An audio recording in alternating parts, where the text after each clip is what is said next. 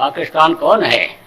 भारत का एक हिस्सा, भारत का छोटा भाई। जब से अलग हुआ तब से उसको आध्यात्मिक शिक्षा नहीं मिल पाई, कोई पूरे फकीर वहां मिले नहीं, इसलिए लोगों का दिल दिमाग बदल गया। किस भाव में मरते हो मरवाते हैं लोगों को कि जन्नत चले जाओगे, खुदा के प्यारे हो जाओगे, खुदा के पास पहुंच जाओगे। अरे खुदा को किसी ने देखा? अरे जन्नत को, बहिष्ठ को आपने देखा कि आप जन्नत भेज रहे हो, आप खुदा के पास भेज रहे हो? आप उस बात को समझो कि लोगों को भ्रम में डाल करके और ये जिस्मानी मस्जिद को खत्म कर दे रहे हैं और रूहों को निजात दिलाने के बजाय इसको दोज़ख में सजा भोगने के लिए भेज दे रहे हैं।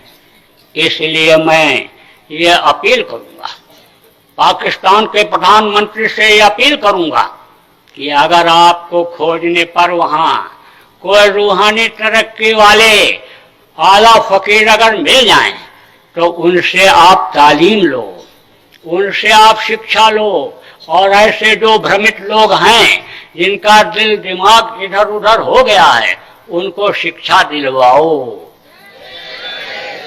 और अगर तुम ऐसा नहीं कर सकते हो तो अपने बड़े भाई से हाथ मिला लो भारत से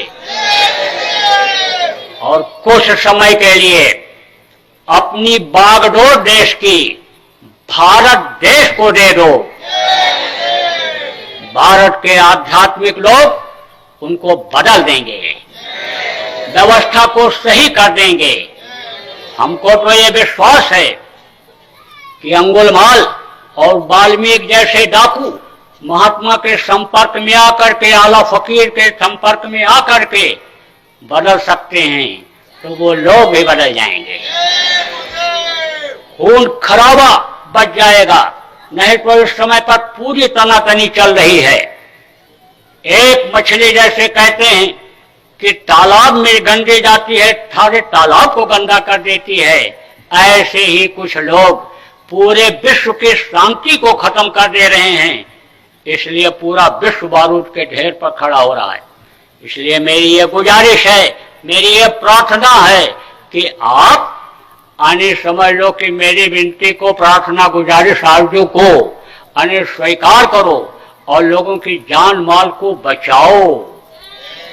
आपसे नहीं हो पा रहा है तो हमारे यहाँ साधक भरे पड़े हैं, देश सेवक भक्त पड़े हुए हैं भारत देश में, उनसे आप सलाह ले लो, उनको अपनी बागडोर एक बार के लिए सौंप दो। ये व्यवस्था पूरे विश्व में करके दिखा देंगे, आप भी शक्तिशाली हो जाओगे, ताकतवर हो जाओगे। दो बिछड़ गए भाई जब एक साथ मिल जाएंगे पावर बढ़ जाएगी। तो अब आप इस बात को समझो कि देश की परिस्थितियां बहुत खराब हो रही। पापी पेट के लिए बच्चों को छोड़ करके जो सीमा पर जाते हैं, पहरा लगाते हैं देश की रखवाली के लिए, उनके आने समझ लो उनको शरीर छोड़ना पड़ जाता है, देश में शहीद होना पड़ जाता है। हमको बड़ी तकलीफ होती है। देखो छोटे छोटे बच्चे ये जो बिगड़ गए नशे में, और जो ऐसे कौन सा नशा, यानी समझ लो कि गोलियों का नशा, शराब का नशा तो होते ही होता है, इसके अलावा और भी नशे होते हैं, जिसकी वजह से नियम कानून का उल्लंघन करते हैं।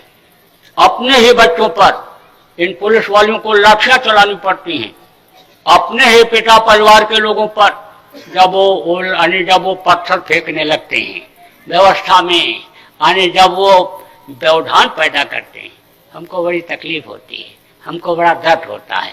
तो हम तो ये चाहते हैं कि व्यवस्था सही हो जाए, सबको रोटी रोजी मिलने लग जाए, सबको न्याय सुरक्षा मिलने लग जाए, सब ईश्वरवादी आध्यात्मवादी बन जाए, खुदा परस्त बन जाए। तो आगे का समय तो ऐसा हो जाएगा।